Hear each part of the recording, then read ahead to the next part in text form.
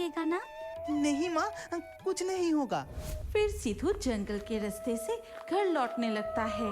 तभी अचानक उसे कुछ महसूस होता है। वो देखता है चिता से एक जलती हुई नरकंकाल उठकर उसकी ओर बढ़ रहा है। उसका पूरा शरीर में आग जल रहा है और वो भूत सिद्धू को देखकर बुरी तरह से हंस रहा है। फिर जैसे ही वो अपने दोनों हाथ बढ़ा के सिद्धू को पकड़ने की कोशिश करता है, तभी सिद्धू चीख उठता है, माँ, बचाओ! तभी आसमान में जोरों से बिजली चमकते ही मूसलाधार बारिश शुरू हो जाती है। फिर बारिश शुरू होते ही वो जलती हुई भूत गायब हो जाता है। इसी तरह बार बार माँ काली सिद्धू को भूत प्रेतों के हाथ से बचाती रहती है। तू बिल्कुल भी डरना मत बेटा, हमेशा तेरे साथ तेरे पास रहूंगी। इसी तरह माँ काली की छत्र छाया में सिद्धू बड़ा होने लगता है। लेकिन अचानक एक दिन बिसु डोम की मृत्यु हो जाता है। सारा कामकाज सिद्धू पर आ जाता है और अब सिद्धू शमशान के सिद्धू डोम बन जाता है। दिन भर शमशान के सारे काम निपटा के रात को वो अपनी माँ से मिलने जाता है। एक और शव को आज अंतिम संस्कार के लिए नीमतला शमशान घाट ले जाया जा रहा था। बोलो हरि हरि बोल, बोलो हरि हरि बोल, बोलो हरि हरि बोल, बोलो हरि हरि बोल। अरे भाई जल्दी चलो, शाम होने से पहले ही हमें यहाँ से निकलना पड़ेगा। पता है ना क्या होगा? यहाँ से एक भी इंसान जिंदा नहीं लौटेगा। जल्दी चलो सब। फिर वो सभी जल्दी ही शमशान की ओर चले गए। फिर वहां पहुंच के चिता में आग लगाते हैं। तब लगभग शाम हो चुकी थी। तब चिता की आग बहुत तेज जल रही थी। शमशान घाट में चारों ओर अंधेरा छा गया और कभी कभी शमशान घाट के आसपास से लोमड़ियों के झुंड की आवाज सुनाई दे रही थी। अगर जीना चाहते हो तो यहाँ से भाग जाओ। थोड़ी देर बाद अचानक शमशान में और एक तांडव शुरू हो गया। अचानक तेज हवा चलने लगी, पेड़ की शाखाएं टूट के गिरने लगी। वो देखो, भूतों का तांडव शुरू हो गया है। भागो, सभी भागो, नहीं तो आज हम सभी मारे जाएंगे। तभी एक और भी भयानक घटना घटी। जलती हुई चिता से सब उठकर सीधा बैठ गया और उनके तरफ देख के जोर जोर से हंसने लगा।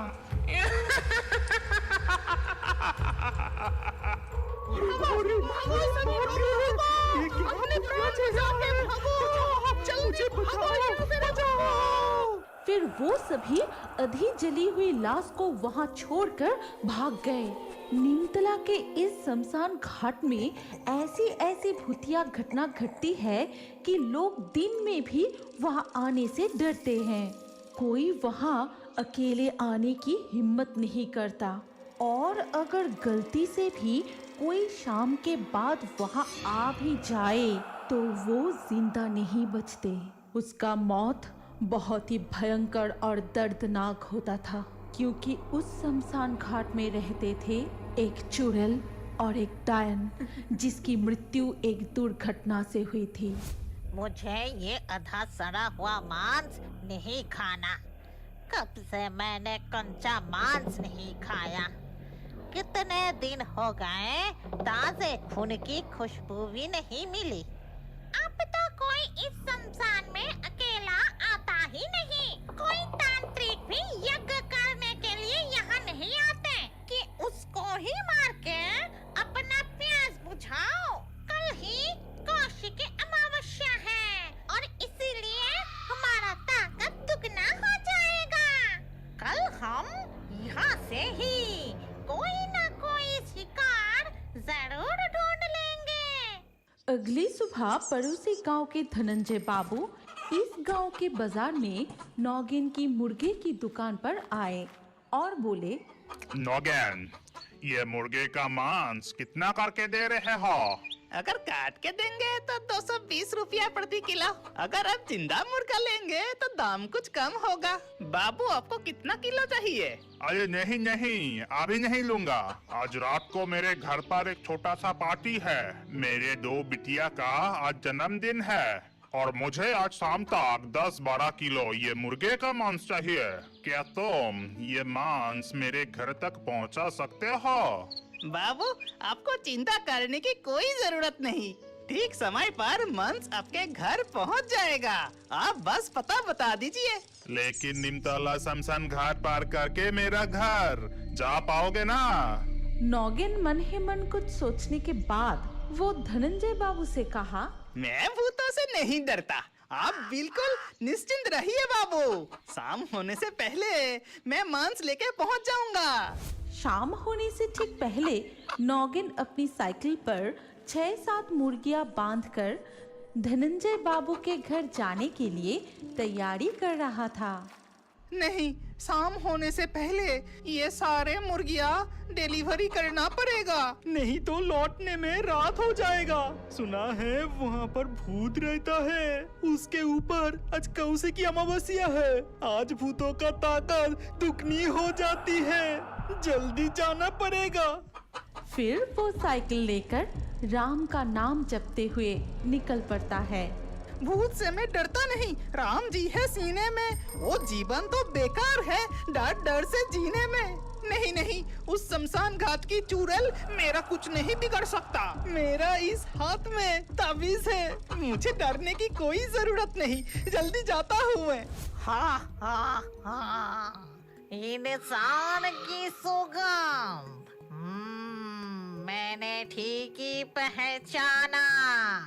इंसान की खुशबू। मुर्गी की आवाज भी सुनाई दे रही है। जरूर कोई आ रहा है।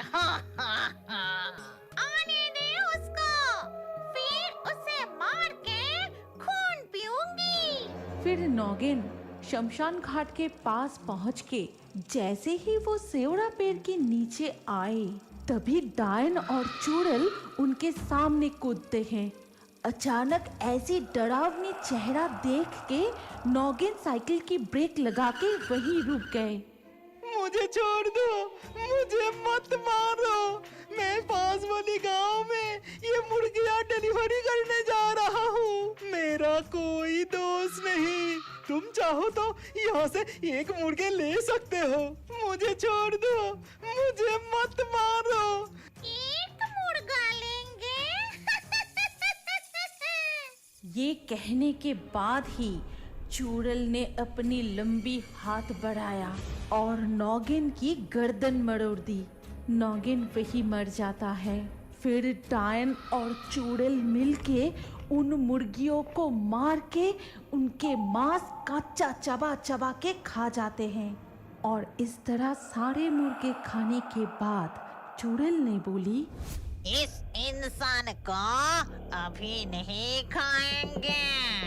चलो इसका रूप लेके हम गांव के उस घर में जाते हैं। वहाँ और भी मांस मिलेगा। लेकिन हमने तो सारे मुर्गी खा ली। अब हम क्या लेकर जाएंगे? ये देखो मेरा कमाल। ये कह के चुड़ैल ने नौगिन को एक बड़ा सा मुर्गा बना देता है। फिर उसको साइकिल में बांध के चुड़ैल और डायन अपना रूप बदलकर धनंजय बाबू के घर की ओर जाते हैं। वहां पहुंचने पर धनंजय बाबू उनसे कहते हैं, ए नौगैन, इतना देर क्यों लगाया? और ये क्या, सिर्फ एक मुर्गे लाए हो? इतने में सबका कैसे होगा? आप चिंता मत कीजिए, इस मुर्गी से ही सबका खाना हो जाएगा। मैं अभी इस मुर्गी को काट देता हूँ और मेरा ये सहायक मांस पका देगा। देखना, खाने के बाद सभी बहुत तारीफ करेगा। नौगैन, तुम्हारा चेहरा कुछ अलग सा लग रहा है। छोड़ो, अपना काम जल्दी करो। फिर डायन और चूड़ल रसोई में जाते हैं और वहाँ उन्हें तरह तरह की स्वादिष्ट खाना दिखाई देता है। खाना देख के चूड़ल ने बोली, बहुत सारे खाना। कितने दिन हो गए हम स्वादिष्ट खाना नहीं खाए। तूने ठीक ही कहा। पहले इस बड़े हुए आदमी का मांस उन सब को खिलाऊंगा, फिर उन सब का मांस हम खाएंगे। फिर उन्होंने उस मुर्गे की मांस पका के सभी लोगों को खिलाया और उस मांस को खाने के बाद सभी बहुत बीमार पड़ गए। कोई उल्टियाँ करने लगे तो कोई बेहोश हो जाता है, तो किसी के पेट में बहुत दर्द होने लगा। दरअसल उन्होंने मुर्गे का मांस समझकर मरे हुए इंसान का मांस खा लिया था। ये देखकर धनंजय बाबू गुस्से में रसोई की ओर जाते हैं और वहां पहुंच के उन्होंने जो देखा उससे उसकी पूरा शरीर ठंड पड़ गई। ये क्या, रसोई में नौगेन और उसका सहायक नहीं है एक चूड़ल और एक डायन जो गरम कढ़ाई से मांस उठा के खा रहा है और एक तो कच्चा मांस से खा रहा था। ये देख धनंजय बाबू बहुत डर के वहाँ से भाग जाते हैं और बाहर आके सभी को पूरी घटना बताई। और ये सब सुनने के बाद गांव के एक व्यक्ति ने कहा, अब इस डायन और चूड़ल को भगाने की एक ही उपाय है। उस बरगद की पेड़ के नीचे जो योगिनी माँ रहती है उनको बुलाना चाहिए। वही है जो हमें इस चुड़ैलों से बचा सकती है। इसके बाद सब मिलके योगिनी माँ के पास गए और वहाँ जाके सारी बात बताए। फिर सब कुछ सुनने के बाद योगिनी माँ ने मन ही मन सोचा, इस प्रकार आज मेरी साधना पूर्ण होगी। यदि मैं इस कौशिकी अमावस्या की रात्रि में उन दोनों आत्माओं को पकड़ सका तो मुझसे अधिक बलवान कोई नहीं होगा और मैं जो चाहूँ कर सकता हूँ। चलो, मुझे वहाँ ले चलो। तब गांव के सभी लोग योगिनी माँ को वहाँ ले गए और वहाँ जाकर योगिनी माँ यज्ञ करने लगी। ओम ह्रीं क्रीं चामुंडाय नमः। ओम ह्रीं क्रीं चामुंडाय नमः। बाहर आओ, बाहर आओ। आज तुम दोनों मेरे हाथ से नहीं बचोगे। मैं बहुत दिनों से तुम जैसे अतृप्त आत्मा की तलाश कर रही थी। ये कहते हुए जब योगिनी माँ अपने यज्ञ अग्नि में आहुति दे रही थी तब डायन और चूड़ल छटपटाते हुए वहाँ प्रकट हुई। छोड़ दे हमें दुष्ट योगिनी। तूने क्या सोचा? हमें बंदी बना के तू तेरा काम करवाएगी? कभी नहीं। तू हमें कभी भी कैद नहीं कर पाएगी। छोड़ दे हमें, दुष्ट योगिनी, छोड़ दे। इतना बड़ा साहस, तो ये ले। ये कह के योगिनी माँ कई तरह की मंत्र जपने लगी और उन दोनों आत्माओं को अपनी कुंडली में बंदी बनाकर योगिनी माँ ने बोली, अब डरने की कोई बात नहीं। ये दो आत्मा किसी का कुछ नहीं कर पाएगा। तुम सब निश्चिंत रहो। इतना कहकर योगिनी माँ वहाँ से चले गए। लेकिन अगले दिन सुबह गांव वालों ने देखा कि उसी बरगद की पेड़ के नीचे योगिनी माँ मर के पड़ा हुआ है। ऐसा लग रहा था कि किसी ने उसकी गर्दन काटकर और पूरी शरीर को पंजों से चीरकर बुरी तरह से मार डाला है। आज भी